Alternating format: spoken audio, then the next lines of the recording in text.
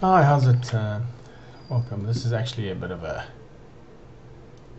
prequel because I finished this tutorial and then I just thought I'll just show you what it looks like in the beginning of it. So this is the little character we're going to be building. I just finished building him now, and yeah, I hope you have fun. Thanks, guys. Hi, guys. I'm showing you today how to do a fairly simple character, just another kind of quick workflow that I've kind of stumbled upon. I'm going to just share it with you. It's basically for more cartoony and low poly kind of count characters. Yeah, so let's get going. The first step that we're going to do is we're going to go create all the basic geometry, basic shapes that we need for this character. I'm not using any reference, so it does work perfectly fine with reference. Actually, it works fantastic with reference. So let's get going without reference. Okay. First of all, create a basic shape for the body. I'm going to use a sphere, 8 by 8 subdivisions, and this is where the magic kind of happens in this instance, in this workflow method. Okay, just get everything nice and zeroed. Scale it down slightly. We're actually going to create another one for the head. We're going to the side view and just position it slightly over here.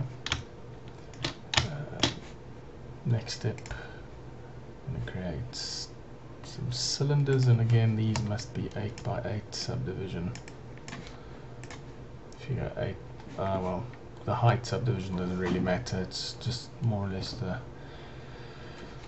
the subdivision axes that makes the difference here.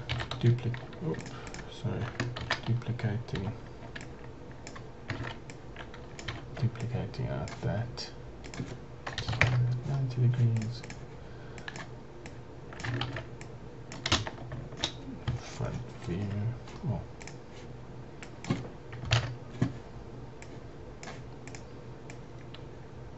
Front view. Just to line up everything. Give him a little bit of a thinner arm. Actually, the leg also. Gonna give him nice long legs. Nice noodly kind of legs. Just going to the side view quickly. Grab these guys, place them more or less in the middle. Over there. Duplicate out this leg, which I'm going to use for the neck. And I'm going to get rid of some subdivision in the neck. I find it easier to delete some edges than going in and creating an actual new shape. So there we go, the basic guy has been laid out, basic character. We're going to add a foot and a hand later. I'll add those on maybe a separate tutorial, maybe still on this one. Okay, so I'm going to just pause this one and just start a new recording. Cool, welcome back. Let's get going. So earlier I've just created all the basic geometry for this little character that we're going to be building. I'm just going to give it a little bit of an elongated head. Just going to get rid of quickly of some of these subdivision. I know. I should have just made it without it. This is a nice, if you haven't started using this already, definitely start using this technique. Hold down Control and right click, gives you this little marking menu. You can go down to edge loop utilities, and you can go to edge loop delete, or just select the edge loops. You can go select edge loop tool and to edge loop and duplicate also, but I'm just going to go edge loop, select and delete, and it gets rid of all of them. and it even gets rid of those little pesky vertices that sits in between there when you don't do it this way. So I'm going to go ahead and select every second. Let me get it on a better one first. So I'm going to go ahead and select every second edge on this head. I'm going to be doing this with pretty much everything. Delete that and look at those beautiful quads sitting right there. Get rid of that guy. Same thing, yeah. Get rid of those guys.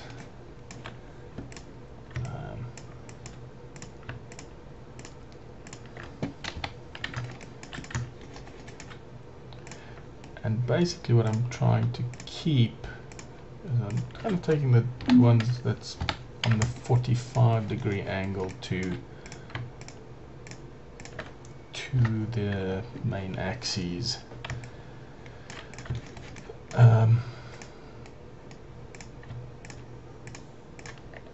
These ones don't matter. I'm just going to get rid of all those faces. And same thing for the leg. Oops. Let's just not get that one. There we go. Alright, so now we're going to go ahead and combine all these guys. Actually, I didn't need to do this. I could have just deleted those also. Sorry about that.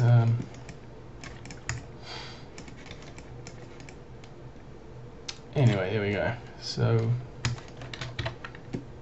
select all the geometry. Make sure that the base of the geometry is kind of on the origin before you start doing too much. I like having them stand on top of the grid. Not sure why I'm doing that. Alright, so I'm going to go modify, freeze, transform, edit, delete by type history, and yeah, that's pretty much what I'm going to do for now. So this is where this little magic trick comes in. If you use an 8x8, it also works with 16-sided or 16-edged cylinders and 16-sided spheres. But if you delete 4 faces, now if you delete 4 faces, I'm leaving these bottom 2 in here. If you delete 4 faces, you're going to kind of get that broken leg Barbie doll kind of. When you rip the leg off a Barbie doll or off a cheap imitation Barbie doll, you kind of get that shape. So I'm just making that shape there. Maybe if I go to the front view, I'll see. I've probably, oops, I shouldn't have done that. Oh well, it's fine.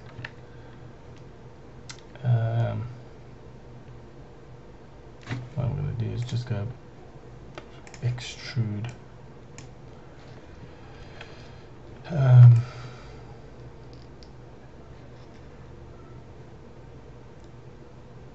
And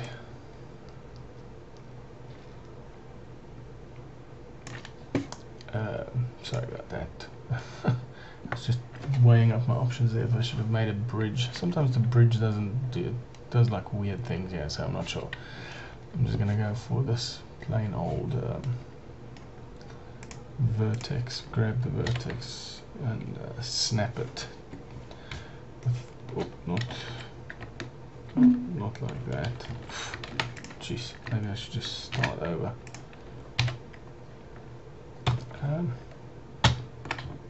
It's actually V, snap to point. And I'm just going to go ahead and merge those. Merge edge tool, push 4 on the keyboard, and I can see my see the edges are slightly darker blue that's open. Merge those up and oops, just push it over there again, we'll move. And now we've got this shape. If you're getting concerned that I'm going to make it a little bit, give it some more shape. There we go. I'm going to go to the front view and just match up these guys.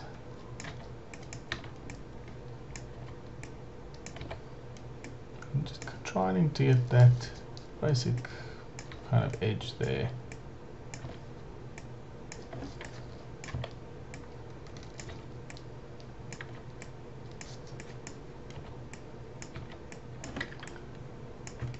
And there we go. And you can kind of see how that's going to start working. Same thing here.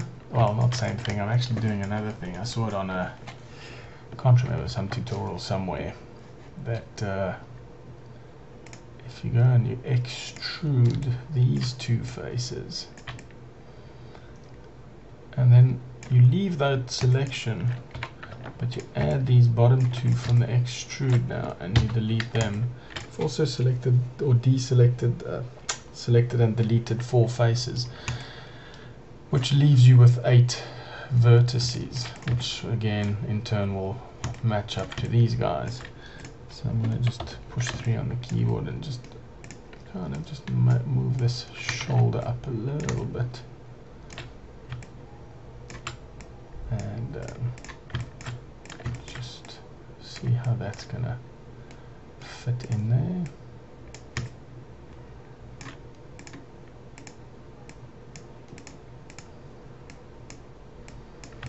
There we go. That's the little shoulder that we're going to make. Let's get some stuff working together already. I just selected all of the geometry. I'm going to go mesh combine. Oops, mesh combine. Now I'm going to go edge, select that open edge, 2 edge loop and select. There we go, 2 edge loop. And I'm going to go edit bridge. Should build the bridge all perfect. If it does not, if your bridge looks something like that, might be well, if it looks something like that, it might be that your normals might be reversed for one of your objects. So just check that. Easiest way to do that is with this double-sided light. If it goes completely black or two-sided light, you'll know that the normals needs to be reversed. I'm actually quite happy with what I've got there. The divisions, I'll get rid of the divisions there. And there we go, that's the arm. It's going to need a little bit of work, but pretty much that's it. Again, selecting the 4 faces next to each other. There's different work methods. Sometimes you can do 3 on top of each other, which will also give you 1, 2, 3, 4, 5, 6, 7, 8 vertices, and that's actually what you're always looking for, is 8 vertices. Same thing, just select these guys. Oops, 2 edge loop,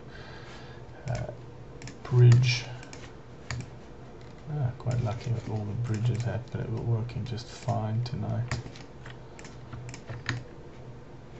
There we go, mesh, bridge, and this one I'm definitely going to get rid of that division. And yeah, now for the head, I use another little trick which I'm going to get into just now. Okay, so